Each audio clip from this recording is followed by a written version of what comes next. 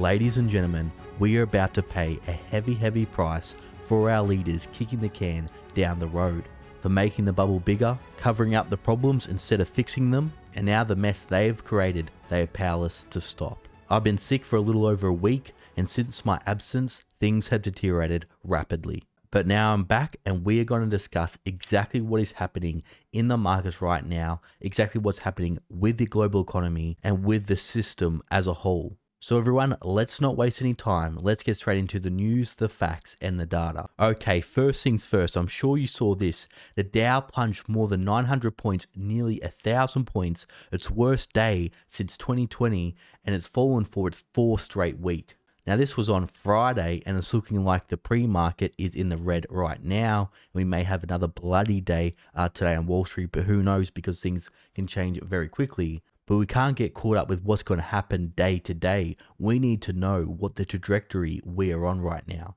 Well, look what happened today in China, everyone. Greater Chinese markets led losses with Shenzhen stocks falling 6%. And we saw Shanghai fall over 5% and the Hong Kong Stock Exchange fall nearly 4%. And what's causing this? Well, it's the extended lockdowns in China. They told us, don't worry, it's just going to be a week. This is going to be 2 weeks, maybe 3 weeks, but the lockdowns keep on getting worse and they keep getting extended. We keep getting this data out from China that's saying everything's great, everything's rosy, but people, like I always say, you cannot trust the data. You have to follow the money for what's really happening in China. And investors are fleeing, they're selling bonds. The yuan absolutely tumbled today. That is falling. So that's telling me that things aren't really as good as China's data is telling us. But more on China later in the video. It seems right now there is nowhere to run or hide, with all asset classes falling. We can see here gold is down 1.3% today to $1,907 an ounce as of recording. Bitcoin is back in the $38,000 range. And we can see here the 10-year US Treasury yield is getting close to 3%. So what exactly are the triggers that caused this huge sell-off in the markets last week, and what could add to more selling pressure this week? How bad things will get? Should we buy now or should we wait a little bit longer? Let's dig a bit deeper. Well, this is what's happening right now, everyone. Stocks fall for third straight week on earnings and rate risks. So what does that mean? Well, the way people value stocks is their price to earnings ratio. If a stock's price goes up, but its earnings don't follow, then that means the stock becomes overvalued. And exactly how overvalued are stocks right now in historic terms? Let's have a look. Well, we can see here, people, the Shiller PE ratio. Right now, stocks have a PE ratio of 33. This is the Shiller PE ratio, which is based on average inflation adjustment earnings of the previous 10 years. So we can see the only time it was higher was during the dot-com bubble,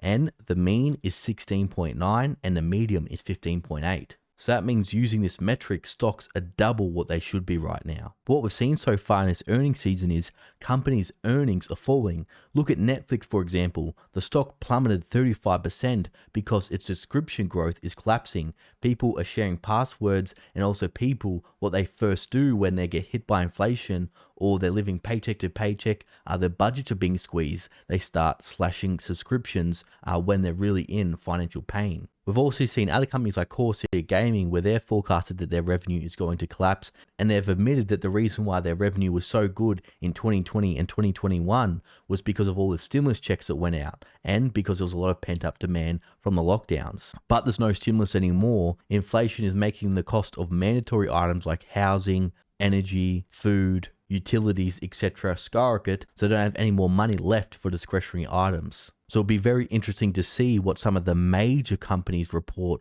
when their earnings come out, because if they miss on their earnings, especially the big tech companies, like for example Microsoft and Apple, they're the ones that are holding up these indexes, and if they miss, this is what's really going to send the indexes falling. But the biggest thing that is spooking the markets right now is what the Federal Reserve has just announced, and this is huge, everyone. Listen to this. Powell on Thursday cited minutes from last month's policy meeting that said many officials had noted one or more 50 basis point hikes could be appropriate to curb the hottest inflation in 4 decades. But look what money markets are pricing in. they're saying there's going to be 200 basis points or another 2% increase in interest rates by September and 250 basis points by year end. So what the market is pricing in is we could have a federal funds rate of 2.75% by the end of the year. Remember when they said, don't worry, there'll just be 3-4 rate hikes this year, then there was 5, 6, 7? Well, now they're saying there's going to be multiple 50 basis point hikes this year.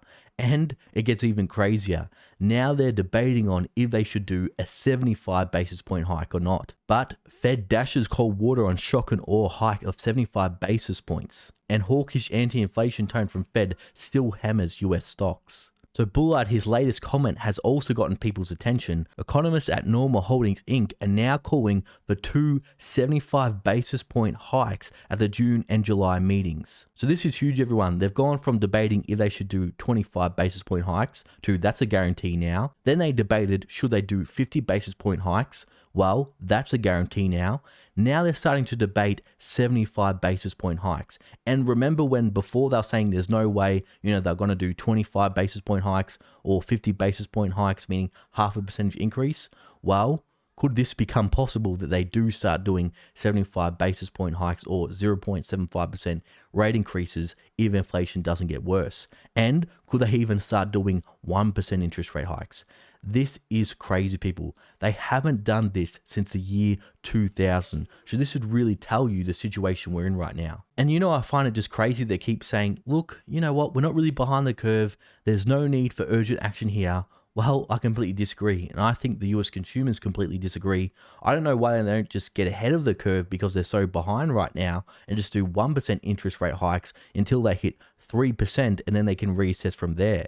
But people, unfortunately, they're not going to do what they need to do and they're going to drag this out as long as they can. And that's why you can never believe central bankers, and I won't believe they'll actually do these 50 basis point hikes and go to 2.5% until they actually do it. And what's funny is a lot of these economists or the Federal Reserve is thinking that they can just lift interest rates to 2.5 or 3% and then just stop there. That's a magic number and that's going to stop 8.5% CPI when real inflation is at 16% at least. Some people even reporting price increases of 20% plus. There is no way, people, that 2.5 or 3% interest rates is going to stop this inflation, especially when there's lots of things that are out of their control. For example, lifting interest rates isn't going to stop the lockdowns in China. Lifting interest rates isn't going to stop the conflict with Russia and Ukraine. It's not going to fix the supply chains. And normally what central bankers would have to do in the past to stop high inflation is at least lift interest rates to match inflation. So it is not out of the realm of possibility that the Federal Reserve may actually have to lift interest rates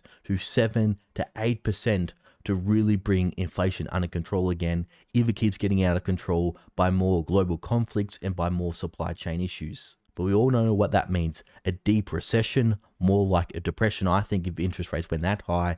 A stock market collapse of 50% plus, the housing market would implode. So there's really no win-win situation for the Federal Reserve. They're in a lose-lose situation, and they've put themselves in this situation by kicking the can down the road and try to fix every issue by throwing more money at it. And something else that is going to be a problem from them, and something that has kept inflation lower over the past 40 years, is globalization of the supply chains. For example, over the past 40 years, they've been able to send things offshore to manufacture to keep prices lower, where now the supply chains have already been globalized and things are getting worse in China. So they're going to either have to bring back a lot of manufacturing to the US, which will be great, but it'll make things much more expensive. Or they're going to have to look to other locations, but it's still going to cost a lot of money to build up that infrastructure. So what you're probably wanting to know is, okay, what does all this economic jargon mean for me in simple terms? What this means right now, everyone, we have a perfect storm. We have high inflation, we have Federal Reserve lifting interest rates, and we have a weakening economy and companies' earnings falling. What does this mean?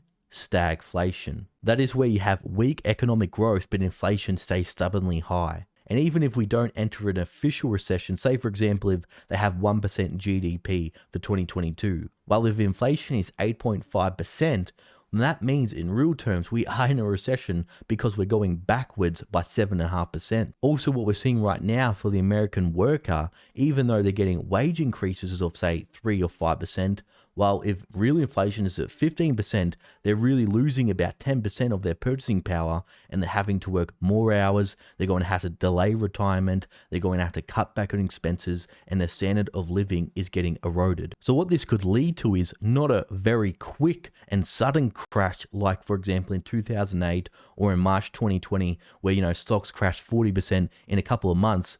We could just have a slow, gradual grind down lower for the next 2 to 5 years. Because stocks don't just only go up, people. This is a very unprecedented time in history where stocks have been on this 14-year bull run since 2008, and we've had little short crashes in 2018 and 2020, but they've had the luxury of being able to print money and lower interest rates to save the markets. But now with inflation so high, they're not going to be able to use this trick this time. And look what's happened in history. There's been 2 times where, guess what? The market didn't recover for 25 years plus. Look at this, everyone. The first time was obviously in the Great Depression, 1929. The S&P was at 500, and guess what? It did not recover until 1956. Well, that wasn't a fluke, people. The most recent time, in 1968, when the S&P hit around 850, guess what? It didn't recover again until 1992. So that is there 24 years where the market didn't hit a new all-time high. And so, a lot of people that are probably watching this video, they've probably been investing from year, 1995 plus or year 2000 plus, and they've only seen stocks continue to go up after every crash. And it's not just what's happening in the markets that is concerning me right now, everyone.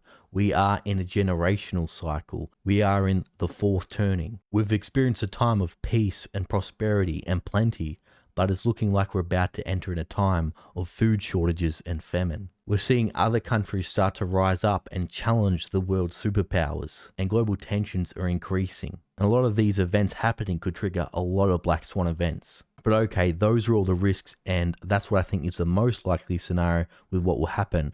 But what are some scenarios where they could save the markets and the markets could keep going higher? Well, like I've been saying as well, everyone, there could also be another scenario. The US could fall into recession, and the Federal Reserve could say that it is more important that the economy recovers and people stay employed than fighting inflation. They could start cutting interest rates again. They could start quantitative easing again.